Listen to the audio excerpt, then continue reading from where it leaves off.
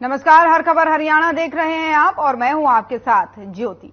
मुख्यमंत्री नायब सिंह सैनी ने बेरी विधानसभा में आयोजित विजय संकल्प रैली में शिरकत की। रोहतक लोकसभा क्षेत्र से बीजेपी प्रत्याशी डॉक्टर अरविंद शर्मा के समर्थन में लोगों से वोट की अपील भी की। मुख्यमंत्री नायब सिंह सैनी ने लोकसभा चुनाव में बीजेपी को 400 पार की जीत का भी दावा किया है। वहीं सीएम ने कहा है कि 2014 और 2019 के चुनाव में भी जनता ने प्रधानमंत्री नरेंद्र मोदी पर भरोसा जताया था और हर बार की तरह ही इस बार भी बीजेपी बहुमत के साथ सरकार बनाएगी। रोहतक लोकसभा सीट से इस बार भाजपा प्रत्याशी 5 लाख वोटों से जीत दर्ज करेगी।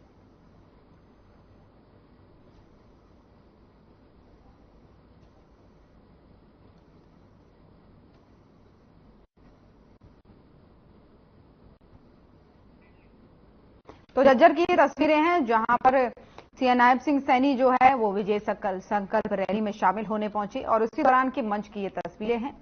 आपको बता दें कि उन्होंने कहा कि इस बार एनडीए 400 पार जाने वाला है, जैसा कि लगातार बीजेपी ये नारा दे रही है लोकसभा चुनाव को लेकर के। वहीं 10 लोकसभा सीटों पर हरियाणा में भी जीत पक्की होने का सीएम नायब सिंह सैनी ने दावा किया है।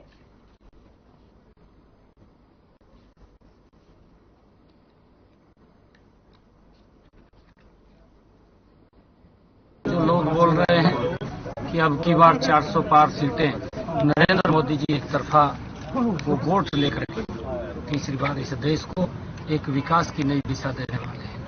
अगर हम देखें तो देश ने लगातार नरेंद्र मोदी जी को सीटें देने का काम किया।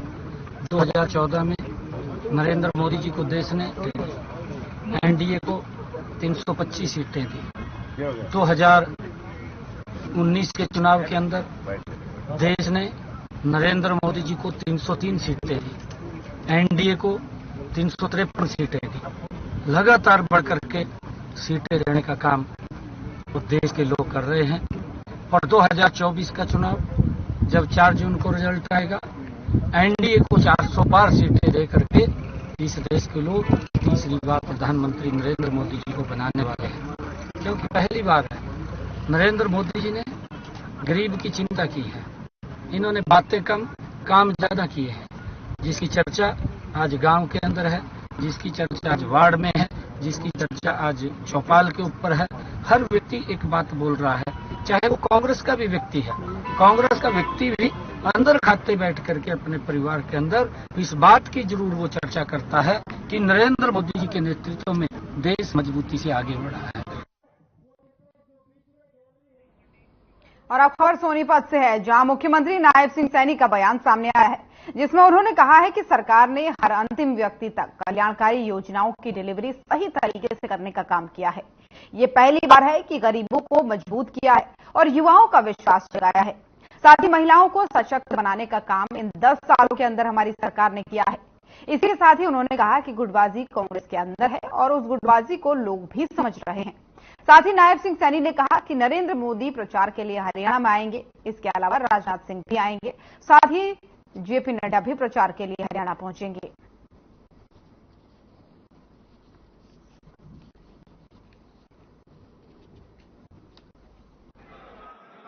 हर अंतिम व्यक्ति तक जो डिलीवरी योजनाबद्ध तरीके से पहुंचाने का काम सरकार ने किया है।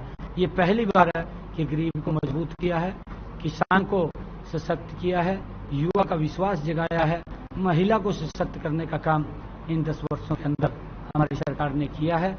आने वाले लोकसभा के चुनाव के अंदर 10 के 10 कमल के फूल दिल्ली में जाएंगे, एक चंडीगढ़ में जाएगा, 11 कमल के फूल। आज भूपेंद्र हुड्डा ने नॉमिनेशन किया है। शैलजा की तरह जैसे हुड्डा नहीं गए थे, ऐसे ही आज ना शैलजा आई, ना वीरेंद्र सिंह गए, ना किरण चौधरी आई। देखिए, बड़ी गुटबाजी कांग्रेस के अंदर है और उस गुटबाजी का लोग भी समझ रहे हैं।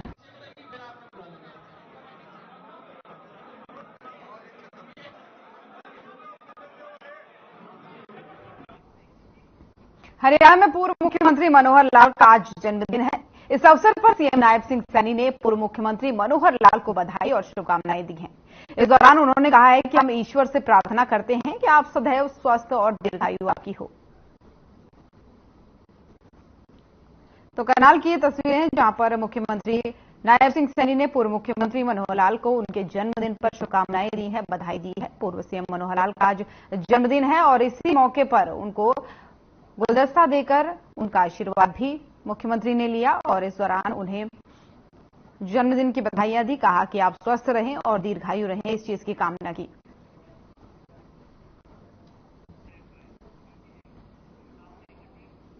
हरियाणा के पूर्व मुख्यमंत्री मनोहर लाल ने पूर्व उप मुख्यमंत्री दुष्यंत चौटाला पर निशाना साधा और कहा कि उनकी पार्टी उस मोड़ पर आ गई है जहां कुछ भी शेष नहीं बचा है। इसी के साथ ही शोले फिल्म का एक सीन का उदाहरण मनोहर लाल ने दिया और पूर्व मुख्यमंत्री भूपेंद्र सिंह हुड्डा पर तंज कसते हुए कहा कि उन्होंने तो अपने समधी करण सिंह दलाल की भी लाज नहीं रखी। पिछले चुनाव में जो हुआ था उस चुनाव में भी दोनों बाप बेटों के साथ वही होने वाला है। साथ ही मनोहर लाल ने यह भी कहा कि हरियाणा की सभी 10 लोकसभा और 11वीं नायब सिंह सैनी वाली विधानसभा की सीट को बीजेपी जीतेगी। न केवल हरियाणा में बल्कि देश में भी कांग्रेस का सूपड़ा साफ हो जाएगा।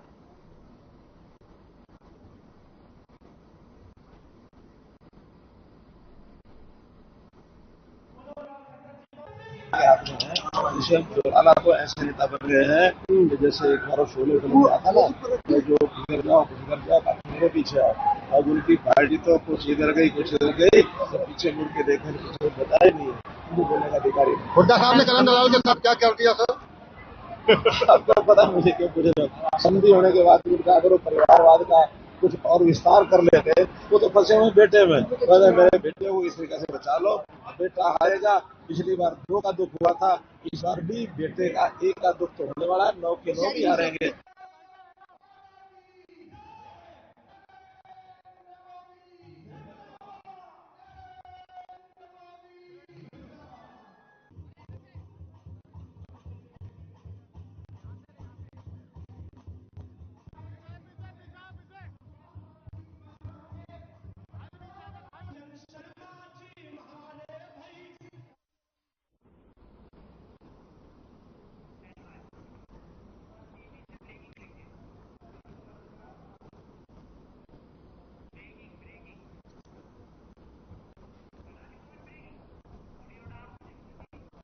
और इस वक्त की बड़ी खबर सामने आई है फरीदाबाद से, जहां पर फरीदाबाद विधानसभा में विजय संकल्प रैली आयोजित की गई। बीजेपी प्रत्याशी कृष्णपाल गुर्जर के लिए वोट की अपील की गई और ये रैली इसी के लिए आयोजित की गई। तो बड़ी और अहम जानकारी आपको दे रहे हैं। वोट की अपील यहां पर कृष्णपाल गुर्जर के लिए की गई। विधायक, मंत्री और कार्यकर्ता इस पूरी रैली में हिस्सा ले रहे हैं। तो फरीदाबाद से बड़ी खबर, विजय संकल्प रैली का यहां पर आयोजन किया गया। कृष्णपाल गुर्जर के समर्थन में इस रैली का आयोजन किया गया। फरीदाबाद में विजय संकल्प रैली, ये बड़ी और अहम जानकारी आप तक पहुंचा रहे हैं। लोकसभा चुनाव के मद्देनजर लगातार प्रचार प्रसार चल रहा है और इसी कड़ी में फरीदाबाद में भी विजय संकल्प रैली बीजेपी ने आयोजित की। लोकसभा प्रत्याशी कृष्णपाल गुर्जर के समर्थन में ये रैली आयोजित की है, उनके समर्थन में। और साथ ही आपको बता दें, ये विजय संकल्प रैली जो है बीजेपी के द्वारा निकाली गई है। लोगों से यहां पर वोट की अपील भी लगातार की जा रही है और इस कार्यक्रम में विधायक, मंत्री और कार्यकर्ता भी हिस्सा ले रहे हैं।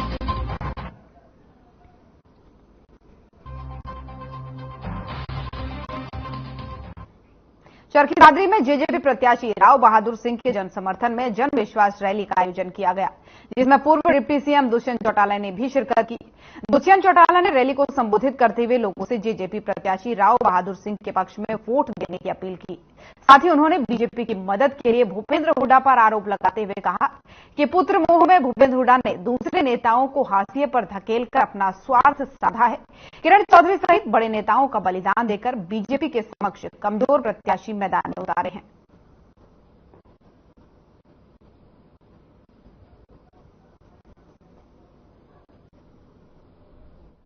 प्रत्येक लोकसभा में नामांकन प्रक्रिया के साथ साथ जन समर्थन पे, जन विश्वास पे पार्टी के कार्यकर्ताओं ने मुहिम चलाई है और आज उसी के दादरी जिले के कार्यकर्ताओं की इसी बैठक हजारों की संख्या में कार्यकर्ता है और ये विश्वास जताया कि चौधरी देवीलाल जी की विचारधारा को डॉक्टर अजय सिंह चौटाला जी के साथी सभी मिलकर 2014 और 2005 और उससे पहले जैसे चुनाव लड़े, उस ताकत के साथ राव बहादुर सिंह जी को अपना सांसद चुनने का काम करेंगे। एक नया इतिहास भिवानी महेंद्रगढ़ की जगह पर दर्ज।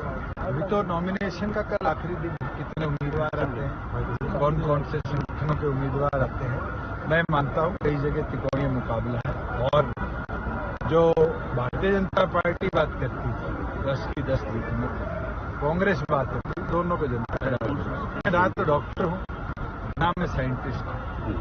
कोई चर्चाएं व्हाट्सएप यूनिवर्सिटी पे चल रही है।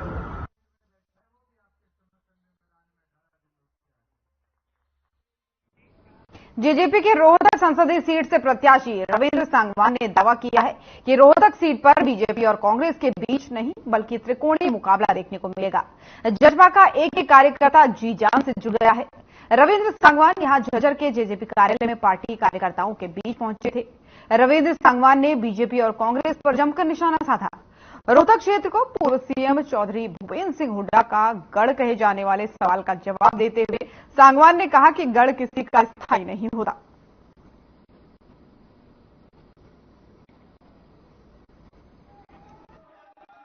झज्जर जिले की हमारी संगठन की मीटिंग थी।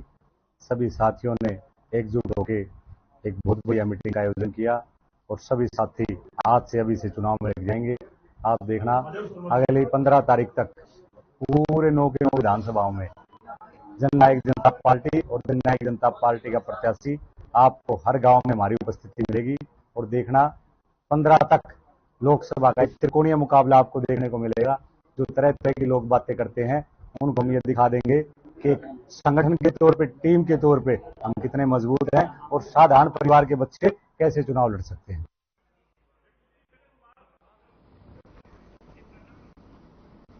तो झज्जर की खबर है जहां पर बीजेपी लगातार विजय संकल्प रैली कर रही है, चुनाव के प्रचार प्रसार में जुटी है। रोहतक सीट पर त्रिकोणीय मुकाबला यहां पर बताया गया है, लेकिन यहां पर जेजेपी ने भी प्रचार प्रसार किया। जेजेपी का कहना है कि यहां पर इस सीट से त्रिकोणीय मुकाबला है। बीजेपी का कहना है कि इस बार हम ही यहां पर आने वाले हैं, लेकिन दूसरी तरफ जेजेपी का कहना है कि इस बार त्रिकोणीय मुकाबला है। रोहतक सीट से हम पूरी तैयारी में जुटे हैं। एक एक कार्यकर्ता अपनी जी जान लगाकर मेहनत कर रहा है। हरियाणा कांग्रेस के प्रदेश अध्यक्ष उदय भान ने लोगों को मीडिया से दूरी बनाने की सलाह दी है। उन्होंने साथ ही बीजेपी पर मेन स्ट्रीम मीडिया को खरीदने का आरोप लगाया है। अपने संबोधन के दौरान बल्लभगढ़ की पंजाबी धर्मशाला संबोधन के दौरान ये बातें उन्होंने कही। इसके साथ ही उन्होंने कहा कि चुनाव होने में अभी 20 से 25 दिन है। 20 से 25 दिन तक टीवी और अखबार पढ़ना बंद कर दो। जो 1150 कर दिया है सरकार ने, हमारी सरकार बनने पर 500 रुपए से ज्यादा गैस का सिलेंडर का मूल्य नहीं होगा। हमारी पार्टी का यह भी फैसला है कि जो 100 गज के प्लॉट भूमिहीनों को, गरीबों को जो दिए गए थे, और न केवल 100 गज के प्लॉट बल्कि 3.5 लाख रुपए खर्च करके उस पर 2 कमरे का मकान, लैट्रिन, बाथरूम और किचन बना करके अब गरीबों को बांटने का काम करें।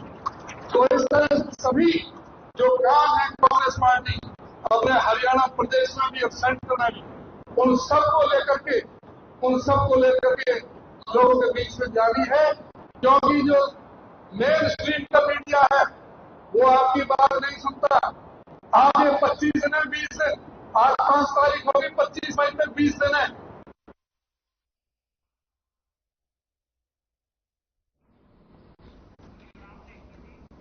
चरखी दादरी शहर में स्थित बाबा स्वामी दयाल धाम पर सर्वजातीय सर्वखाप महापंचायत का आयोजन किया गया, जिसकी अध्यक्षता फोगाट खाप 19 प्रधान बलवंत नंबरदार ने की। महापंचायत में फोगाट खाप सहित विभिन्न खापों और संगठनों के पदाधिकारी मौजूद रहे। लोकसभा चुनाव को लेकर विचार विमर्श करते हुए बीजेपी के खिलाफ वोट करने का निर्णय लिया गया।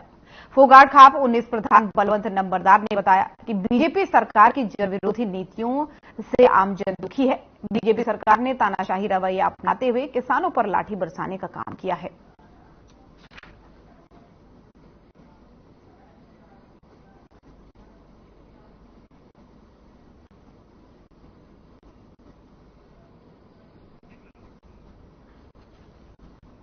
तो चरखी दादरी की यह खबर है जहां पर सर्वजातीय सर्वखाप पंचायत आयोजित की गई और इसी पंचायत के दौरान की तस्वीरें हैं। इस पंचायत की अध्यक्षा बलवंत नंबरदार ने इस पंचायत की अध्यक्षता की है। सरकार की नीतियों को जन विरोधी यहां पर उन्होंने बताया है। सर्वखाप की ये महापंचायत हुई, इस दौरान की तस्वीरें आपको दिखा रहे हैं लगातार आपके टीवी स्क्रीन पर, जहां पर सरकार की नीतियों को जन विरोधी बताया गया है। दरअसल बलवंत नंबरदार ने इसकी अध्यक्षता की है और इसमें सैकड़ों की संख्या में आप देख सकते हैं खाप के लोग मौजूद हैं। बीजेपी प्रत्याशी राव इंद्रजीत सिंह ने बादशाहपुर विधानसभा में कादरपुर मोड़ पर चुनावी कार्यालय का उद्घाटन किया। इस दौरान बड़ी संख्या में ग्रामीण इलाकों से आए लोगों ने उनका स्वागत किया, तो वहीं कई सोसाइटी की आरडब्ल्यू भी पहुंची और राव इंद्रजीत का भव्य स्वागत यहां पर किया गया। आपको बता दें कि इस मौके पर लोगों का उन्होंने धन्यवाद किया और कहा कि ग्रामीण इलाकों से तो लोग ज्यादा वोट करते ही हैं और शहरी इलाकों से भी लोगों को ज्यादा वोट करना चाहिए, उन्होंने यहां पर अपील की है। वहीं राव इंद्रजीत सिंह ने कहा कि केंद्र सरकार की तरफ से तमाम ऐसी योजनाएं चलाई गई जो आज लोगों को फायदा दे रही हैं और यही कारण है कि धरातल पर लोग उसका फायदा भी उठा रहे हैं। इंफ्रास्ट्रक्चर से लेकर के स्वास्थ्य और शिक्षा से लेकर व्यावसायिक गतिविधियों को भी फायदा केंद्र सरकार की योजनाओं से पहुंचा है। तो गुरुग्राम की ये तस्वीरें हैं जहां पर चुनावी कार्यालय का उद्घाटन किया गया है और बीजेपी ने ये चुनावी कार्यालय का उद्घाटन किया है। लोगों से वोट की अपील यहां पर की है। दरअसल गुरुग्राम से बीजेपी के प्रत्याशी राव इंद्रजीत सिंह यादव हैं और ये जो है लगातार लोगों के बीच पहुंच रहे हैं, चुनावी जनसभाएं कर रहे हैं, चुनावी बैठकें कर रहे हैं और इसी को लेकर के उन्होंने लोगों से वोट की अपील की। उन्होंने कहा कि ग्रामीण क्षेत्रों के लोग ज्यादा वोट करते ही हैं, लेकिन मैं अपील करूंगा कि शहरी क्षेत्रों के लोग भी ज्यादा वोट करें।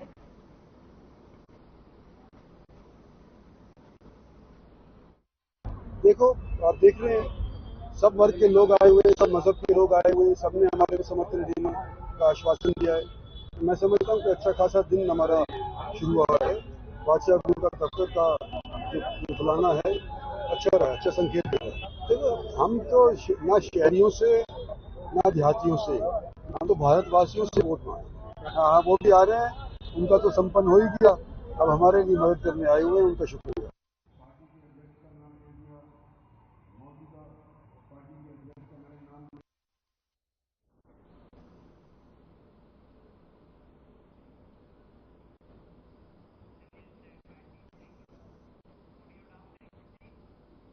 लोकसभा चुनाव अपनी चरम सीमा पर है। सभी दलों का प्रचार प्रसार भी जारी है। बीजेपी के स्टार प्रचारक हरियाणा के कृषि मंत्री कंवरपाल गुर्जर भी अंबाला लोकसभा से बीजेपी प्रत्याशी बंतो कटारिया के समर्थन में जनसंपर्क कर रहे हैं। कृषि मंत्री ने जगाधरी विधानसभा के कई गांवों और शहरों में लोगों से जनसंपर्क किया। कृषि मंत्री ने कहा कि हर तरफ बीजेपी के पक्ष में माहौल है और बीजेपी हरियाणा लोकसभा की सभी सीटों पर जीत दर्ज करेगी। वहीं कृषि मंत्री ने इस दौरान कई मुद्दों को लेकर कांग्रेस पर जमकर निशाना साधा। उन्होंने कहा कि कांग्रेस की लीडरशिप दिशाहीन है, कांग्रेस के पास कोई विजन नहीं है, इसलिए सभी कांग्रेस पार्टी को छोड़कर जा रहे हैं।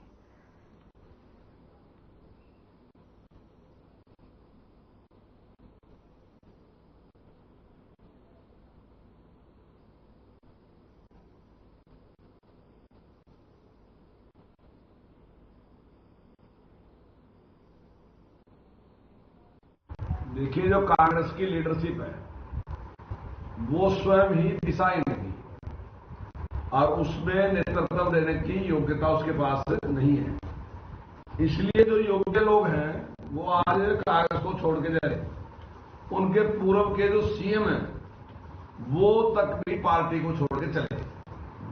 आज उनको विषय नहीं दिखाई देता, कहीं कोई विजन पार्टी के पास नहीं है। लोग जब काम करते हैं ना लगातार तो किसी विजन के ऊपर काम करते हैं। तो जब अगर आपके पास कोई विजन ही नहीं है देने के लिए कार्यकर्ता को, तो फिर मैं समझता हूं कि कार्यकर्ता साथ नहीं रहेगा। कई बड़ा भारी एक गंभीर प्रश्न है कि किसी पार्टी का नेता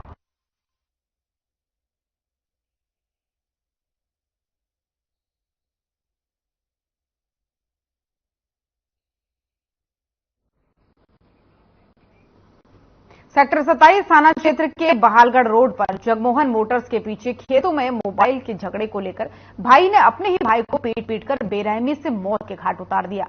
वारदात की सूचना मिलने के बाद से मौके पर पुलिस पहुंची। मिली जानकारी के अनुसार बिहार के सहरसा जिले के रहने वाले विपिन पवन और गुलशन मेहनत मजदूरी के लिए 2 महीने पहले सोनीपत आए थे। देर रात गुलशन और विपिन ने बैठकर खेत में शराब पी। उसके बाद से गुलशन और विपिन का मोबाइल को लेकर आपस में झगड़ा हो गया, जिसके बाद से विपिन ने डंडों से पीट-पीट कर गुलशन को मौत के घाट उतार दिया।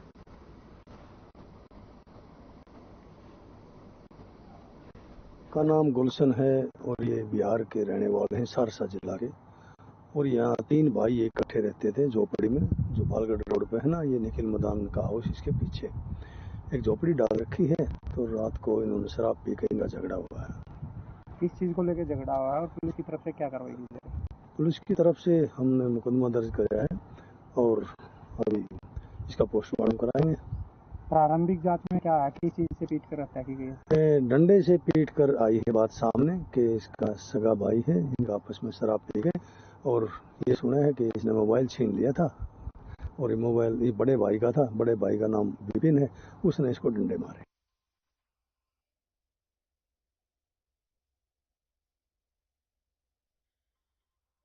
पुलिस ने छीना झपटी मामले में एक महिला सचिव 4 आरोपियों को महिला सहित गिरफ्तार किया है। जानकारी देते हुए अपराध अन्वेषण शाखा 2 के प्रभारी निरीक्षक मोहनलाल ने पीड़ित महिला से पूछताछ की। पीड़ित ने बताया कि वो और उसकी देवरानी अपने खेत में लहसुन निकाल रही थी। उसी समय बिना नंबर की एक कार उनके खेत के पास रुकी और 3 नौजवान लड़के और एक औरत उनके पास आए और पहवा का रास्ता पूछने लगे और उन दोनों महिलाओं को अपनी बातों में उलझा लिया और दोनों लड़कों ने उन दोनों के कान की बाली निकाल ली और मौके से फरार हो गई।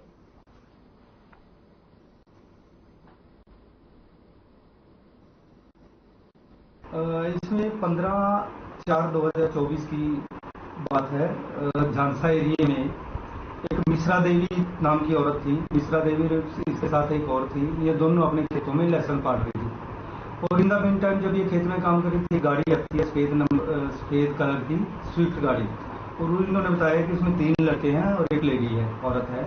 वो चारों नीचे उतरे। इन्होंने बातें करनी उनसे कि पेवा का रास्ता पूछा मैंने उनसे और बातों फिर उनकी दोनों औरतों की कान की बालियां इन्होंने उतार ली, मतलब पार ली जबरदस्ती से। और मौसम का पारा जैसे जैसे लगातार बढ़ रहा है तो वहीं अब गुरुग्राम में भी सियासी पारा बढ़ने लगा है। लोकसभा चुनाव को लेकर के जहां तमाम प्रत्याशी जनता के बीच जा रहे हैं तो वहीं आरोप प्रत्यारोप का दौर भी जारी है। गुरुग्राम लोकसभा से जेजेपी प्रत्याशी राहुल फाजिलपुरिया गुरुग्राम के झाड़सा पहुंचे, जहां राहुल फाजिलपुरिया ने मौजूदा सांसद राव इंद्रजीत सिंह पर निशाना साधा। उन्होंने कहा कि वो बीते 10 सालों से गुरुग्राम में कोई विकास नहीं कर रहे हैं, यहां तक कि 2009 के बाद से एक भी नया मेट्रो पिलर गुरुग्राम में नहीं लगाया गया।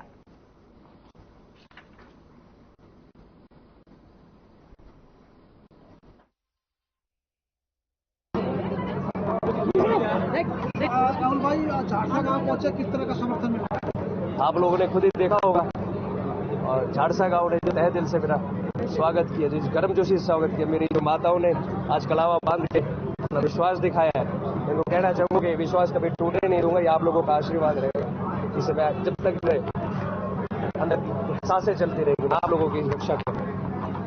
भाई किस तरह के मुद्दे देख रहे हैं आप लोकसभा में? मुद्दे मैं बताना चाहूंगा कि आज 75 साल हो गए देश को आजाद हुए। हमारे पास वो मूलभूत सुविधा नहीं है जो आम आदमी के पास होनी चाहिए। बड़े मुद्दे, बड़ी योजनाओं के ऊपर तो बाद में बात करेंगे।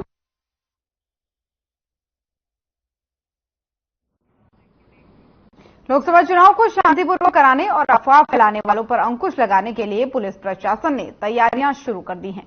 आपको बता दें कि पुलिस अधीक्षक सुमित कुमार के मार्गनिर्देशन में और उप पुलिस अधीक्षक डीएसपी जितेंद्र सिंह के नेतृत्व में जुलाना शहर और गांव में फ्लैग मार्च निकाला गया। वहीं पुलिस प्रशासन की तरफ से फ्लैग मार्च के दौरान लोगों से भयमुक्त मतदान करने की अपील भी की गई।